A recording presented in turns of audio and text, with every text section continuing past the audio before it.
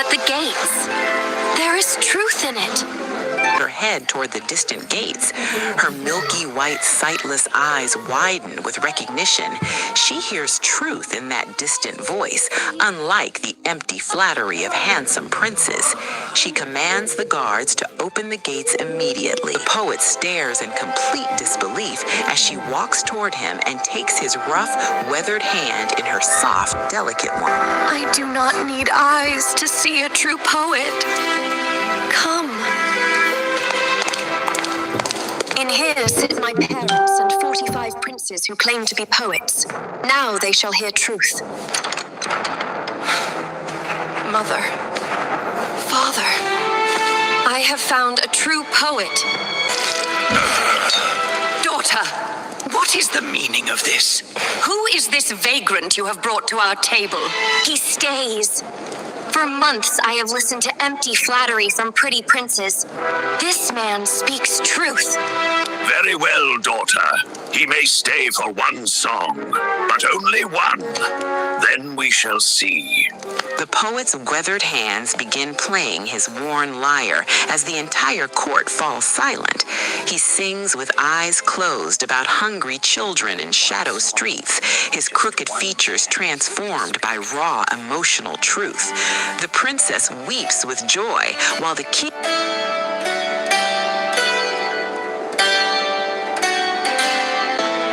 In shadow streets where no lords walk, the hungry children... King's tears stream into his gray beard. Even the queen presses her hand to her heart. They rise in silence, leaving their gilded decorative lyres behind on the table as symbols of their false artistry. Forgive us, true singer. His song was moving, but he cannot stay, daughter. He is not suitable company for a princess. Your mother is right, kind princess. You deserve beauty around you, not this face. Farewell. He walks slowly toward the grand doors as the princess reaches out desperately, unable to stop his departure. The poet walks away from the palace as twilight fades warm windows into the distance behind him. For one brief moment I was wanted. Seasons change around his lonely, wandering figure. Autumn leaves fall, then bare winter branches appear, then snow covers his thin shoulders. He carries the memory of her touch like a warm ember against the endless cold.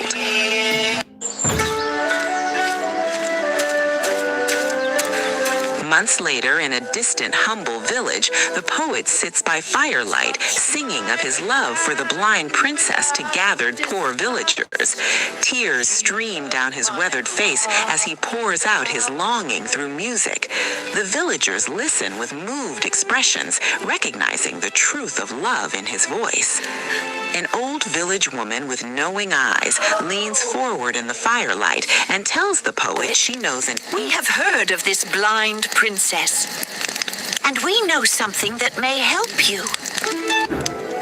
If you kiss her eyelids while she sleeps, the blindness will lift. This is the old magic. I must go back. Even if she sees my face and turns away, she deserves to see the world. Tell the king and queen that the poet has returned. I can give their daughter the gift of sight. You claim you can heal our daughter's blindness? How is this possible? If you can truly heal our daughter's sight, you may try. But you must leave immediately after kissing her. Understood?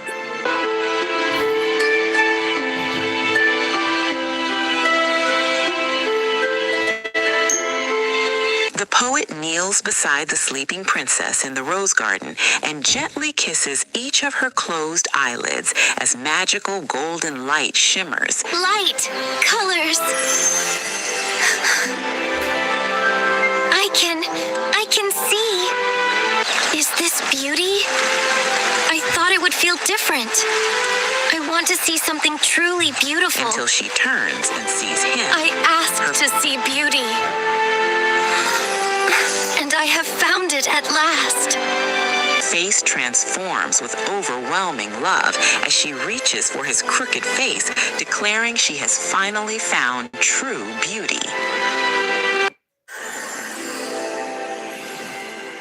Welcome to the Tiny Tale, where every story is magical.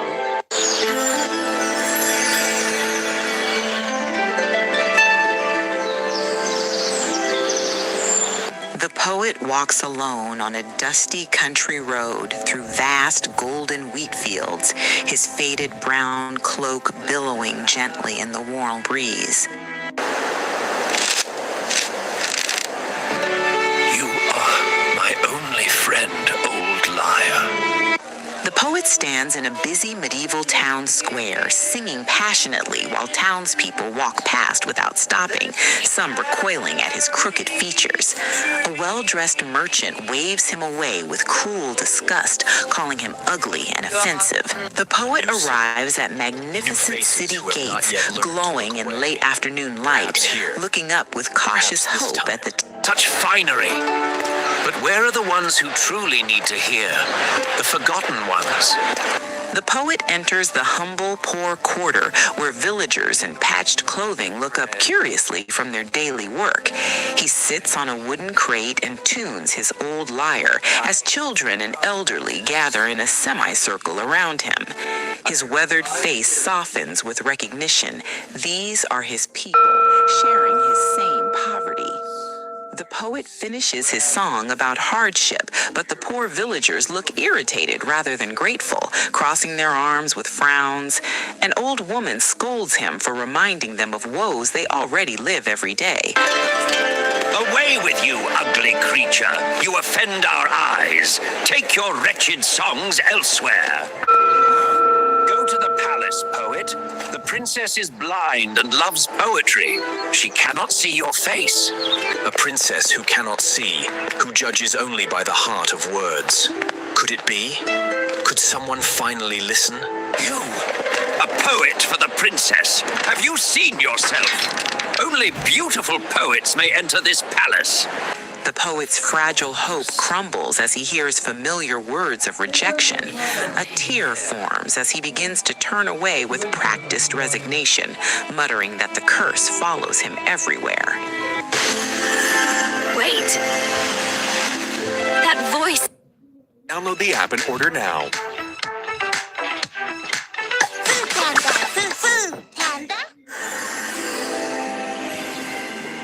Welcome to the Tiny Tale, where every story is magical. Welcome to the Tiny Tale, where every story is magical. Once upon a time, in a kingdom called Melodia, every sunrise was greeted with song. Soft dawn light reveals a beautiful fairy tale kingdom, but something is wrong.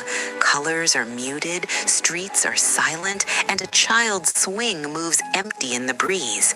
7 years ago, the queen died, and the music stopped forever. Princess Aria wakes in her lonely tower chamber. Another day. Another performance of being fine. She practices a fake smile in the mirror, only showing genuine warmth when a small bird lands on her windowsill. Good morning, little one. You're the only one who visits without wanting anything from me. In the vast breakfast hall, Arya sits at one end of a long table, while her father, King Aldrich, sits at the other, an empty chair with wilted flowers between them. They eat in painful silence, and when Arya tries to mention the kingdom's suffering, her father buries himself in papers. I don't know how yet, but I won't let you all suffer alone forever. Arya slips into her mother's forbidden chamber, preserved exactly as she left it 7 years ago, with stopped clocks and covered mirrors. Mother, everything is exactly as you left it. 12 years old, she screamed hateful words at her dying mother and ran away, never saying goodbye or I love you. Mother, I'm so sorry. I never said I loved you. I never said goodbye. In the candlelit library, Elder Librarian Thessaly sees Arya's tear-stained face and understands where she has been. You've been to her room again. I can always tell. You have her same look when you've been crying. Your mother, she knew things, child. Felt things others couldn't. Before she passed, she spoke of ancient... Mother left this for me. She believed I could find what the kingdom needs. She always knew your heart, child.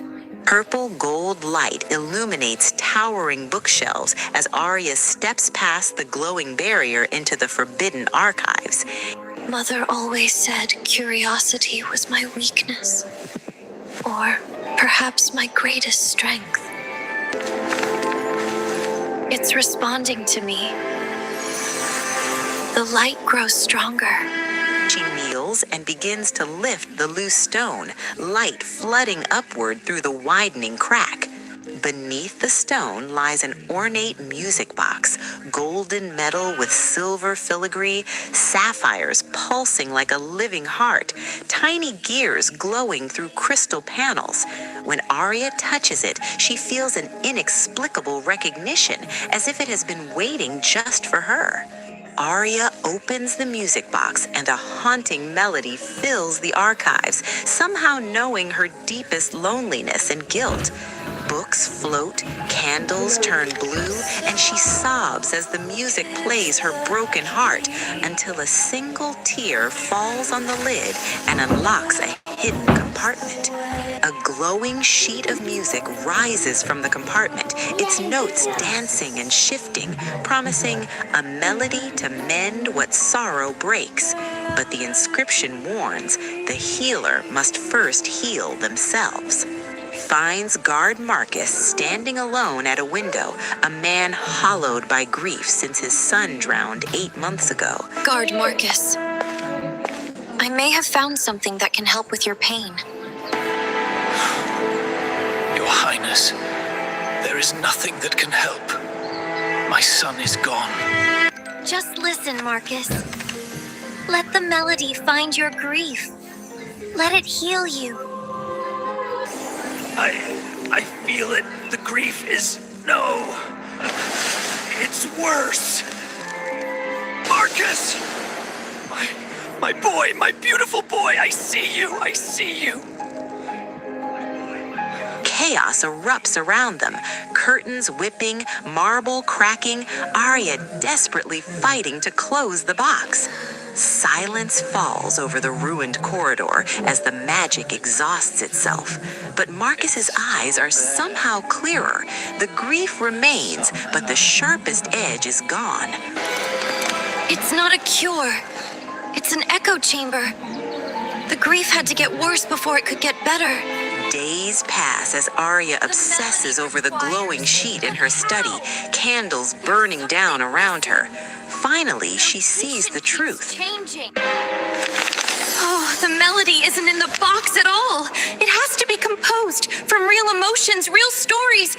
At dawn, Arya removes her tiara and royal gown, dressing in rough peasant clothes and hiding her silver hair under a brown hood. She slips out through the servants' exit, no longer a princess, just a girl ready to discover her kingdom.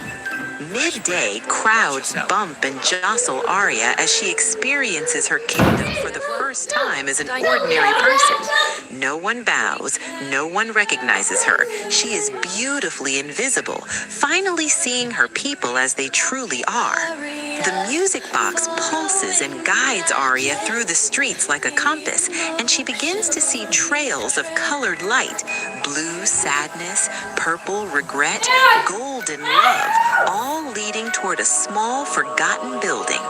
Inside the abandoned building, Arya discovers walls covered with generations of grief, letters never sent, children's drawings of lost family members, confessions and apologies that would never be heard. These these are the missing notes she needs.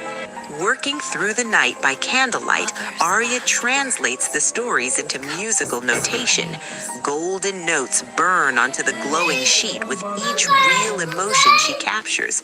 But by dawn, she realizes something is still missing, her own truth. Morning mist rises as Arya returns to the city with her hood down, no longer hiding. The melody needs direct connection. She must find someone to share truth with so she can finally share her own. By the town fountain, Arya spots a woman with a faded mourning ribbon and eyes full of familiar emptiness. The ribbon you wear. Someone you loved? My daughter, 8 months ago. How did you? Because I know the weight you carry. I carry it too. Maria was everything. When she got sick, I told myself, I understand, because I never told my mother I loved her before she died. I was 12. I'm the princess, she whispers through tears, and I'm as broken as anyone. Elena takes Arya's hand without judgment. Our hearts break the same way. At their touch, the music box blazes with light, rising into the air as the glowing sheet appears and all remaining notes erupt into golden existence at once. The music box transforms in Arya's hands, cold blue sapphires warming to violet like her eyes, silver key reshaping into a golden heart. Beside her, Elena's mourning ribbon fades from black to gold as she experiences the first healing. Golden hour light fills the great square as people gather, the tired baker, grieving mothers, old Marcus, children who forgot how to laugh. I see you now. I understand. I'm ready to let go. Stay with me in peace. Marcus falls to his knees as a vision of his son appears in the healing light, smiling with love. You can let me go now, Papa, the boy whispers. Marcus finally says goodbye, the words he never got to speak, and smiles for the first time in 8 months. I went looking for a way to heal them and discovered I needed healing myself. In her mother's chamber, Arya whispers I love you to the portrait and feels a whisper back. I always knew. The music box rests peacefully, ready to wake whenever hearts need healing again. It's free, fun, and effective. Download Duolingo, the #1 language learning app. Princess Rosamund arrived to trumpets and jewels, her father promising she would have everything her heart desired. The first mistake was made in the name of love. Look at her husband. Our little miracle. The cleverest, most beautiful baby ever born. By 6, Rosamund had more toys than she could count and learned that tantrums brought gifts. She never learned the words no or enough. By 6, Agnes believed every ordinary thought was genius because her parents told her so. She never learned she could be wrong. At 10, Agnes sat like a queen while her exhausted parents stood like servants before her. They had built her a throne of praise and now knelt before it. Deep in the ancient forest lived the wise woman, watching the world through violet eyes. She had observed these 2 girls since the day they were born. 2 children born the same day. 2 families making the same mistake in different ways. In her crystal orb, she saw both girls becoming monsters, the princess screaming, the shepherd's daughter dismissing her parents. She had waited long enough. The time has come. I must intervene. She walked toward the palace as trees bowed aside, hearing a princess screaming through an open window. It was time to begin. Rosamund screamed and threw vases in the throne room while servants cowered and parents offered more gifts. Outside, the wise woman watched through the window with sorrowful violet eyes. In the shepherd's cottage, Agnes dismissed her mother's soup with contempt and ordered her father away. Her parents... Where did we go wrong, husband? We gave her everything, all our love. Perhaps too much. Sleep now, little one. When you wake, your true education begins. Rosamund woke in a humble cottage, outraged and demanding to go home. The wise woman simply offered porridge and said, "Here, you are not a princess. Your lessons begin today." The wise woman showed Rosamund a magic mirror that... This mirror shows not your face, child, but your inner self, the truth of who you are becoming. No! No! That's not me! That can't be me! It's horrible! It's monstrous! Make it stop! Days of struggle followed as Rosamund failed at simple chores and fought against her tantrums. When the wise woman offered her tea with simple kindness, Rosamund whispered, "Thank you," for the first time in her life. This is impossible. The cottage isn't this big, but these paintings, they're alive. Hidden gallery of living paintings and found one showing a sunny hillside. Without thinking, she stepped through the golden surface and escaped into the painted world.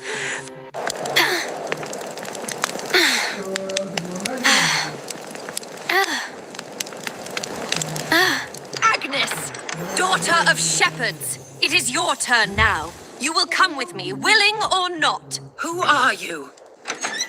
What a quaint little home you have. I'm sure I'll learn so much here.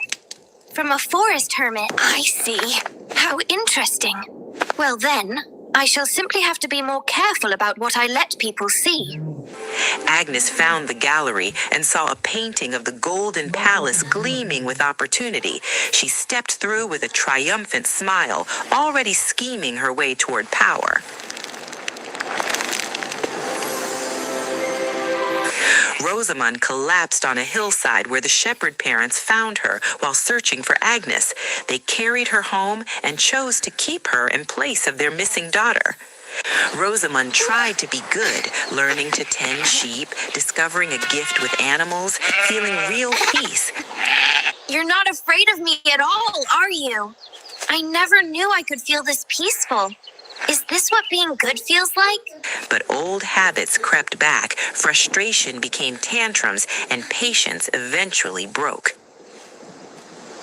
The shepherds asked her to leave. We cannot endure this behavior any longer. You must go. And Rosamund walked into the forest carrying nothing but heartbreak.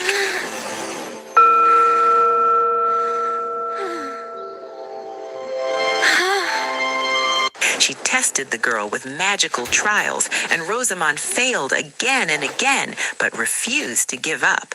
With the wise woman's support, she walked through the flames and emerged transformed. Rosamund looked into the mirror and saw her inner self becoming beautiful and kind. She realized the mirror had always been the wise woman's eyes, seeing who she could become even when she could not. The shepherd parents were dragged before the throne.